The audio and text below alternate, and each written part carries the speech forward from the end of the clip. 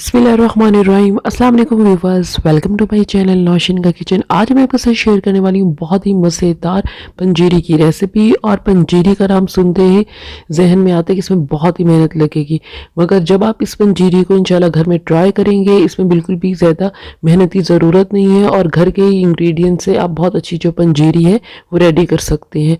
और मैं आपको बहुत कम इंग्रेडिएंट्स में पंजीरी बताऊँगी कि आप घर पर कैसे बना सकते हैं।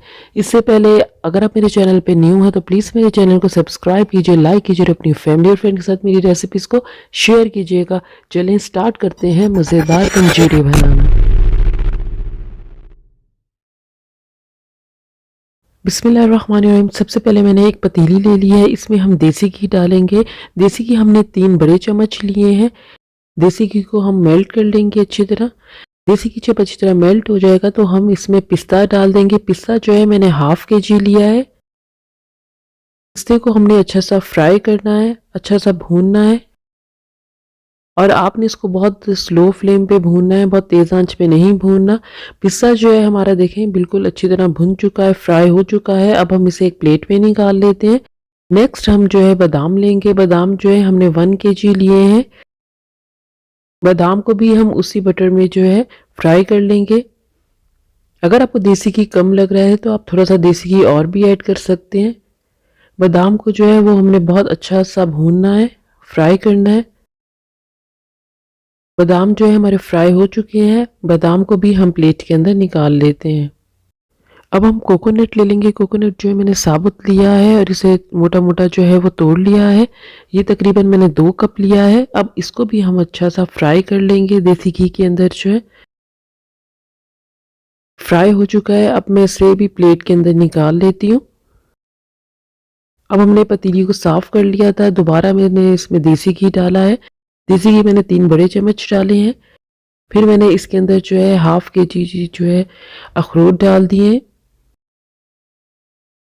अखरोट को भी बहुत अच्छा सा हमने फ्राई करना है। अखरोट हमारे फ्राई हो चुके हैं, अब हम इसे एक प्लेट में निकाल लेते हैं। सारे अखरोट जो है हमने प्लेट के अंदर निकाल लिए हैं। अब हम दोबारा पतीली में देसी घी डालेंगे। देसी घी जैसे ही गर्म हो जाएगा तो हम इसके अंदर जो है गोंद डाल देंगे। गोंद जो है मैंने 1/4 कप ली है। इसको थोड़ा थोड़ा करके हमने फ्राई करना है और नॉर्मल आंच नीचे रखनी है। एकदम हमने इसको फ्राई नहीं करना, वरना ये बहुत ज़्यादा सख्त हो जाएगा और खाने में जो है वो दांतों के साथ चिपकेगा तो वो अच्छा नहीं लगेगा। तो आपने इसको बहुत स्लो फ्लेम पे इस गोंद को फ्राई करना है। सारी गोंद को मैंने फ्राई कर लिया है। अब मैंने 1 केजी जो है वो सूजी ले ली है। सूजी को हमने बहुत हल्की आंच इतना भूनना है कि ये जो इसका कलर है वो चेंज हो जाए, ब्राउन हो जाए इसका कलर जो है।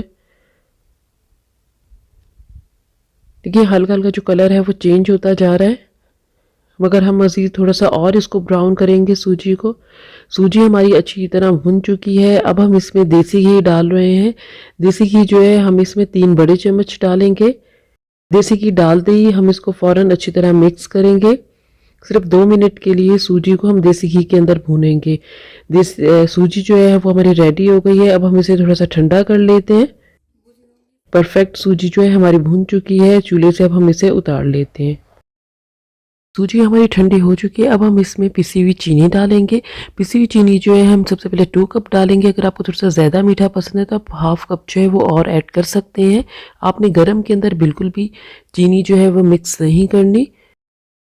सूजी जब ठंडी हो जाएगी तो तभी आप इसमें थोड़ा सा चीनी जो है मिक्स कीजिएगा। चीनी अच्छी तरह मिक्स हो चुकी है। अब मैं आपको ये जो दिखा रही हूँ ये हमने सब चीज़ें जो है पहले से ही फ्राई करके रखी हुई हैं। बादाम भी देखिए हमने फ्राई कर लिए हैं, अखरोट, पिस्ता सब चीज़ों को हमने फ्राई कर लिया है। ये गोंद है, गोंद को भी हमने देखिए फ्राई कर लिया है और ये देखें कितनी क्रिस्पी है कि मैं उसको फिंगर से प्रेस कर रही हूँ तो कितनी अच्छी जो है हमारी ये गोंद जो है वो फ्राई हो चुकी है। अब हम इसमें डाल लेंगे, चीनी हमने पहले से ही मिक्स कर ली थी। अब सारे जो पिस्ता बादाम हमने फ्राई किया हुआ था इसको मोटा मोटा दरदरा दरदरा हमने पीस लिया है। ये सब हम इसके अंदर डाल देंगे। सारा मैंने इसके अंदर डाल दिया है। अब मैं इसमें डाल रही हूँ इलायची पाउडर। इलायची पाउडर 1 बड़ा चम्मच हम डालेंगे खुशबू के लिए। अब मैं इसमें गोंद डाल रही हूँ। गोंद को भी हमने देखिए अच्छी तरह मशीन में पीस लिया है, बिल्कुल इसको पाउडर फॉर्म में कर लिया है। ये हमने मोटा मोटा नहीं रखना, ये हमने बिल्कुल इसको पाउडर फॉर्म में पीसना है। अब हम सब चीज़ों को अच्छी तरह मिक्स करेंगे। आप इंशाल्लाह इसे ज़रूर ट्राई कीजिएगा। ये बहुत ही टेस्टी पंजीरी बनती है और इसमें देखिए बिल्कुल भी ज़्यादा टाइम नहीं लगता। आप इंशाल्लाह जब इसे ट्राई करेंगे आपको ये खाने में भी बहुत अच्छी लगेगी और ये बहुत ही सिंपल तरीके से मैंने आपको बताई है, कोई इसमें ख़ास इंग्रेडिएंट्स की ज़रूरत नहीं है। इंशाल्लाह आप इसे ज़रूर ट्राई कीजिएगा। अगर आपको मेरी वीडियो अच्छी लगी है तो प्लीज़ मेरे चैनल को सब्सक्राइब कीजिएगा, बेल आइकॉन को प्रेस कीजिएगा ताकि लेटेस्ट वीडियो का नोटिफिकेशन आप तक पहुँच सके। दुआओं में याद रखिएगा। अल्लाह हाफिज़।